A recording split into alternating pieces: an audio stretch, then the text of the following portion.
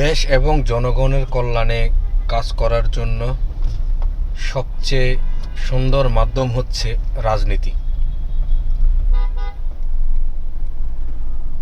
তো আপনি যদি বৃহৎ পরিসরে দেশ এবং জাতির সেবা করতে চান, তাহলে হয়তো আপনাকে একটা রাজনৈতিক দল গঠন করতে হবে, নয়তোবা কোনো একটা রাজনৈতিক দলে আপনাকে যোগদান করতে হবে। এটা হচ্ছে লিগ্যাল প্রসেস। কারণ রাজনৈতিক কর্মকাণ্ড ছাড়া, রাজনৈতিক অ্যাফেয়ার্স ছাড়া সামগ্রিকভাবে বা বড় বড় পর্যায়ে জনসেবা করা যায় না। এটাই এই যে বিষয়গুলো, এগুলো মাথায় রেখে বা এগুলোর জন্যই রাজনীতি নামের যে শব্দটা, সেটা মানে প্রতিষ্ঠিত হয়েছে বা হওয়ার চেষ্টা করছে। কিন্তু আমাদের দেশে রাজনীতি এখন বৃহৎ পরিসরে জনগণের সেবার চাইতে বৃহৎ পরিসরে নিজের আখের গোছানোর একটা মাধ্যম হয়ে দাঁড়াইছে।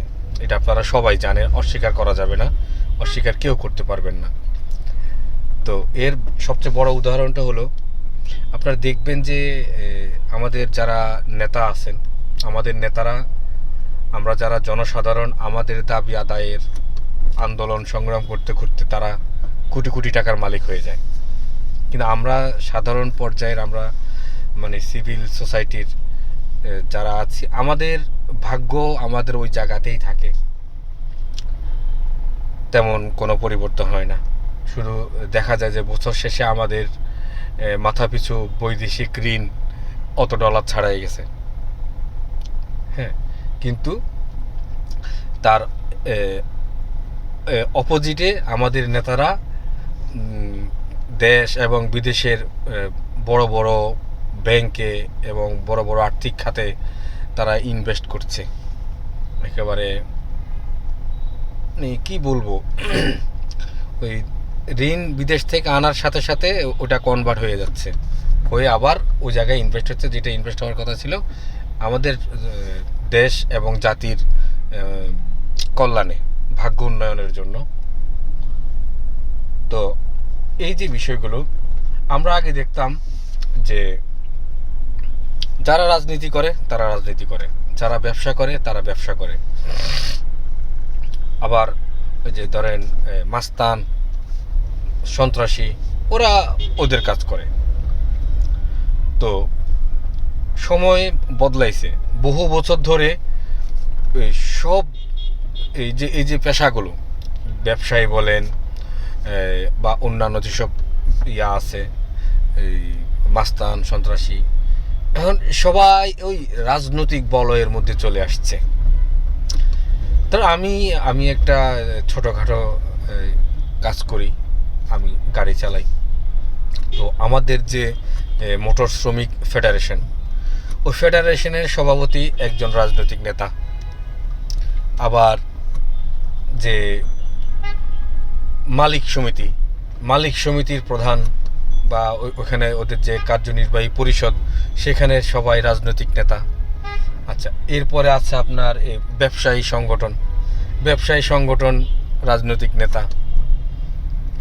তো এই ধরনের যে মানে সংগঠনগুলো আছে, সংগঠন, মালিক বলেন, শ্রমিক বলেন, ব্যবসায়ী বলেন, প্রত্যেকটা সংগঠনে আপনার হচ্ছে গিয়ে সবাই রাজনৈতিক নেতা কর্মী।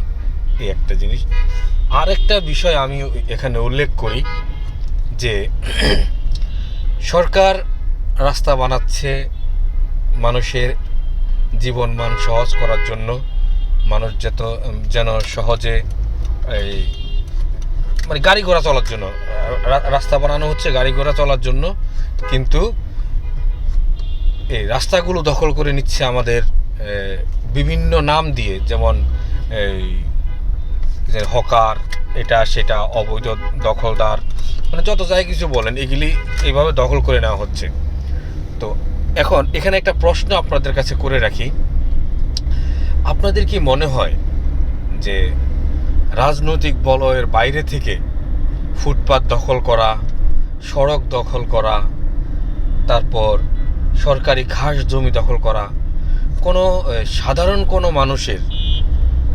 কোনো মানুষের পক্ষে সম্ভব?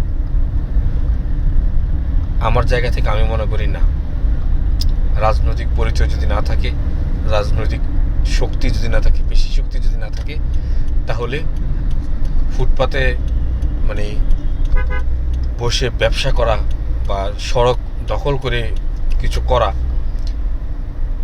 আপনার আমার পক্ষে সম্ভব না।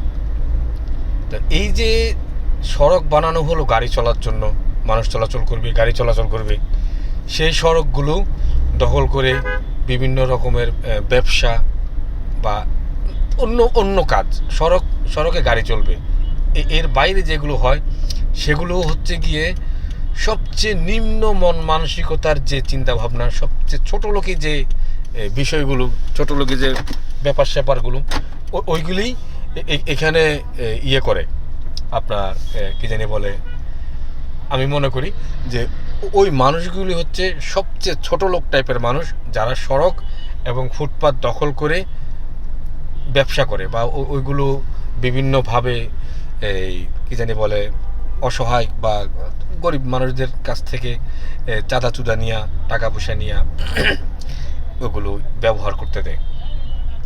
আপনি দেখবেন যে কোনো একটা ফুটপাতে বা কোনো একটা মার্কেটের সামনে যে ওই ফুটপাতের দোকানদারগুলো বসে আছে, আপনি মনে করেন যে ওরা এমনিই বসে রয়েছে, কাউকে টাকা দেওয়া লাগে না। এটা প্রশাসন জানে, আদালত জানে, সবাই জানে যে এখানে অনেক বড় একটা আর্থিক ব্যাপার জড়িত আছে, সবাই জানে। এটা জানে না এমন কেউ নাই যে জানে না। কিন্তু আপনি ওই কোনো একজন ফুটপাতের হকারকে বা রাস্তার কোনো একজন হকারকে আপনি জিজ্ঞেস করবেন কাউকে টাকা দাও কিনা, ওরে আপনি 3 দিনের ফাঁসি দিবেন, তবুও ও স্বীকার যাবে না যে হ্যাঁ আমি কাউকে টাকা দিই। কারণ ও তো এখানে তো ব্যবসা করতে হবে, তাই না? যদি বলেই ফেলে যে হ্যাঁ অমুকের টাকা দিই, আপনি পরবর্তীতে ওরা এখানে খুঁজে পাবেন না, ওরা এখানে দোকানদারি করতে পারবে না। তো আমাদের নৈতিক যে অবক্ষয়, এই নৈতিক অবক্ষয় থেকে আমরা আর বের হতে পারবো না। যতই যাই কিছু হয়ে যাক, যতই আন্দোলন হোক, যতই সংগ্রাম হোক, যতই চেষ্টা করুক, আমাদের এই নৈতিক অবক্ষয় থেকে আমরা আর বের হয়ে আসতে পারবো না, এটা লিখে রাখেন। তো ভিডিওটা অনেক বড় হয়ে গেছে, আমি আসলে কথাগুলো অত মানে যে করে বলার, দ্রুত বলার যে বিষয়টা, সেটা আমি পারি না। সাথে থাকবেন সবাই।